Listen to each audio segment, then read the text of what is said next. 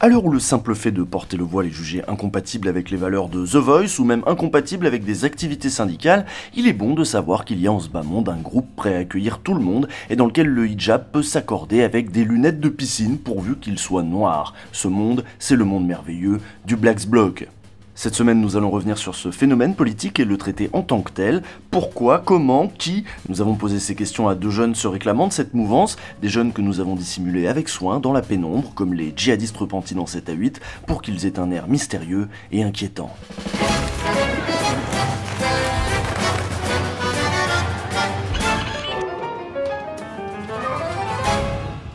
Si la vie me donne pas tout ce que je lui demande, je passerai par la violence. Et la violence, c'est la voie que semblent avoir emprunté certains militants qui font beaucoup parler d'eux depuis quelques années. Le mouvement contre la loi travail a rendu visible ce qu'on a appelé le cortège de tête. Des vidéos ont circulé, y compris sur le net, comme par exemple celle de Taranis News, qui ont contribué à mettre en avant une forme renouvelée d'action politique, une nouvelle génération de militants aux méthodes contestées. Et ces militants, ils ont un nom qui fait peur, un nom un peu mystérieux, que personne n'arrive à prononcer correctement, les Black Blocs. Alors les Black Blocs, on ne sait pas trop ce que ça désigne. Dans les médias, on entendra souvent dire les Black Blocs pour désigner les militants de façon individuelle, mais cela peut aussi faire référence à un groupe qui se forme uniquement le temps d'une manifestation. Au final, tout ça est assez mystérieux. Ce qu'ils ont en commun, bien sûr, c'est la panoplie, et il faut bien dire que ça a de la gueule, hein, on comprend que ça plaise aux jeunes, il y a clairement un côté Mad Max. J'ai le jean spécial. Pas de papier d'identité, pas de portable. Je prends cette veste parce qu'elle a plein de poches.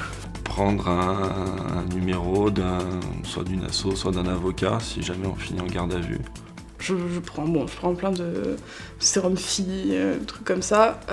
Après, j'ai un masque de ski. Certains, comme ce militant que nous appellerons Mironton, ne viennent d'aucune organisation politique et en sont venus à adopter les codes et les méthodes du Black Blocs au fil des manifs. Donc j'étais dans le cortège de tête, mais pas du tout dans l'idée Black Bloc, je savais même pas encore ce que c'était. Puis là, on a été nassés par les CRS. Et donc voilà, impossible de manifester, on se prend des lacrymos, tout ça. Les gens qui veulent rejoindre le cortège, ils se font taper. Pareil, la CGT, quand la CGT qui était en tête voulait avancer, pareil. Lacrymo, coup de matraque. Et ça, cet événement-là, ça m'a vraiment foutu la haine. Et c'est vraiment à ce moment-là que j'ai compris que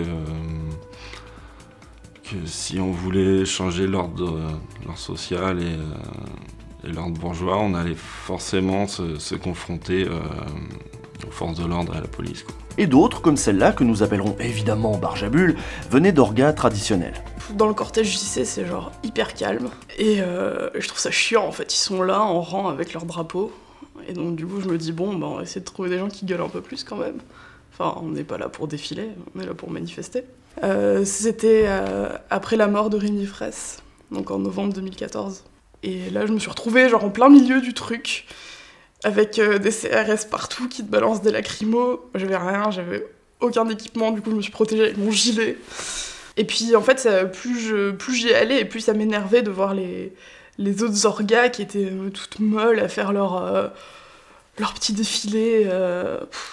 Ça m'énervait, je comprenais pas. Enfin, on est en colère contre un système, contre l'État, contre le capitalisme. Et puis les autres, ils sont là, et on a l'impression que ils sont là à défiler, et puis on a l'impression que ça va rien changer, quoi. Alors, Dans une démocratie libérale basée sur le droit, le compromis, le débat, il est toujours difficile d'évoquer la violence comme une forme d'action politique légitime.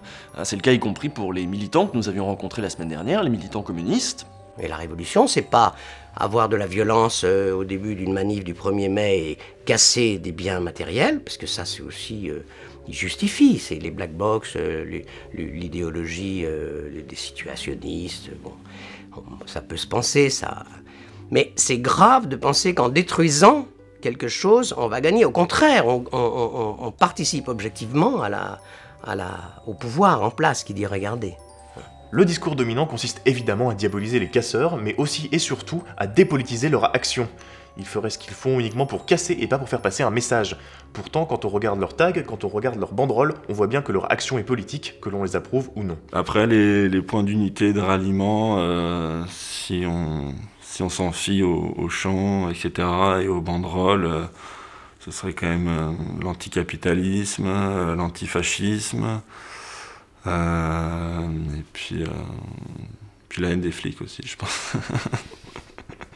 Une haine des flics qui ne vient pas de nulle part. Rémi Fraisse a été évoqué, la répression pendant la loi travail, mais d'autres drames et d'autres pratiques policières entretiennent ce climat depuis des années. Après l'affaire Théo, il y a énormément de lycéens qui sont venus dans les cortèges de tête. Et des lycéens qui savaient pas du tout comment se comporter dans un black bloc, tout ça. Et qui du coup étaient dangereux à la fois pour eux et pour les autres. Et oui, c'est que dans le cortège de tête, on ne fait pas n'importe quoi, on ne le fait pas n'importe comment, il y a quelques règles à suivre, et vaut mieux les connaître. D'ailleurs, on peut les trouver si on les cherche un peu. Bah, pas mal sur internet, en fait, sur Twitter. Pas mal sur internet. Après, un peu sur le tas aussi, en manif, quand on dit ouais, courez pas, restez sur la banderole, etc. Il y a quand même quelques consignes. Bah, c'est faut pas courir. Voilà. Bah, protège-toi, fais attention aux gens autour de toi,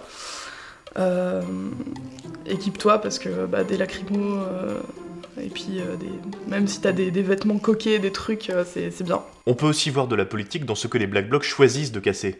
Ils vont casser des McDo, ils vont casser des grandes surfaces, des chaînes, mais ils ne vont pas casser de petits commerces ou des petites boutiques. Parce que quand on te dit qu'ils sont en train de péter tous les petits commerces et tout, alors que en fait c'est pas vrai quoi. Enfin, j'ai jamais vu personne donner des coups de marteau dans la boutique du petit boulanger du coin. C'est complètement faux quoi. On fait des gros titres quand ça brûle un McDo, mais quand ça matraque ou ça gaze, ça paraît tout à fait normal. Donc c'est quand même des violences qui sont faites sur des biens, des tags ou détruire des affiches publicitaires, c'est quand même pas la même violence que des coups de matraque et des lacrymos.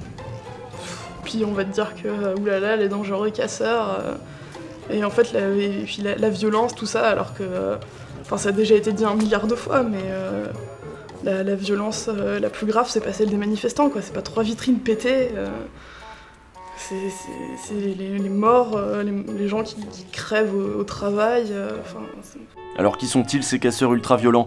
Une série d'interpellations le 1er mai a permis à la police d'avoir quelques chiffres, d'étudier un échantillon qu'ils pensent représentatif.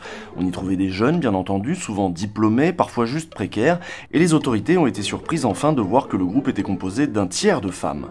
Bref, on était loin du portrait robot du jeune excité plein de testostérone qui casse gratuitement, animé par un frisson transgressif d'adolescents contrariés.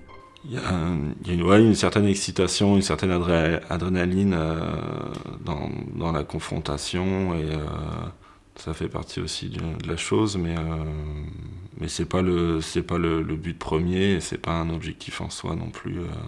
Voilà. Enfin, faut pas essayer de jouer au héros ou quoi. Je sais qu'il y a plein de...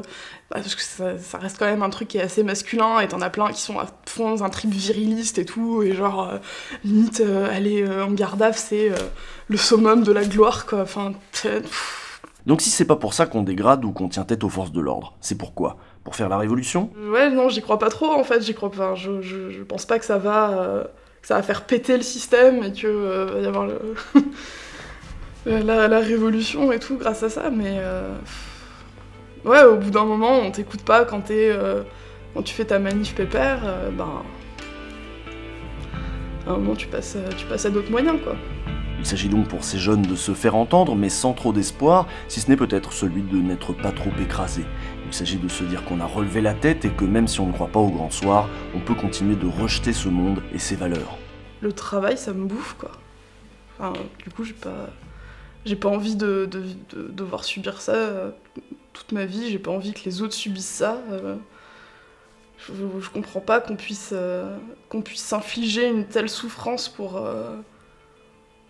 à cause du capitalisme, de la pression sociale qui a beaucoup travaillé, même à travailler tout court, quoi. Ces dégradations, somme toute assez bénignes, surtout symboliques, ont une autre fonction, en plus d'exprimer d'autres valeurs que celles de la société capitaliste, elles redonnent un peu d'espoir à une génération qui en manque cruellement. Plutôt que de voir en titre 20 minutes la mobilisation baisse ou la manifestation baisse, je préfère voir des dégradations au McDo plutôt que de voir un gros titre, la mobilisation en baisse, quoi. Face aux nombreux blocages institutionnels et politiques de ce pays, dépités par les partis traditionnels, peu convaincus par les méthodes des anciens, ces jeunes cherchent leur voie, leur place dans le mouvement social. Celles et ceux qui l'ont trouvé dans la forme Black Bloc y expriment une aspiration au changement, à la solidarité, au collectif. Si cela est condamné d'avance et qu'aucun débouché politique n'est proposé, si la riposte policière et l'escalade répressive restent la seule réponse, il est probable qu'on entende encore des années durant parler des Back Blocs et que leurs actions accueillent de nouveaux participants et qu'ils ne décolèrent pas, bien au contraire. À lundi prochain. Et je pense que si la vie ne me donne pas tout ce que je lui demande, je passerai par la violence.